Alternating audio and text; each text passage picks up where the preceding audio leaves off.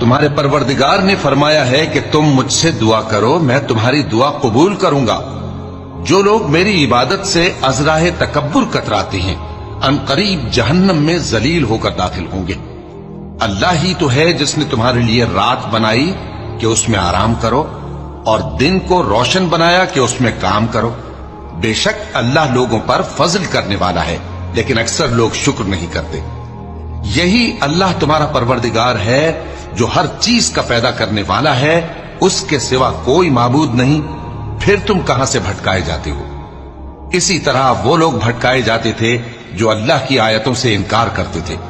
اللہ ہی تو ہے جس نے زمین کو تمہارے لیے ٹھہرنے کی جگہ اور آسمان کو چھت بنایا، اور تمہاری صورتیں بنائیں اور صورتیں بھی اچھی بنائیں، اور تمہیں پاکیزہ چیزیں کھانے کو دیں۔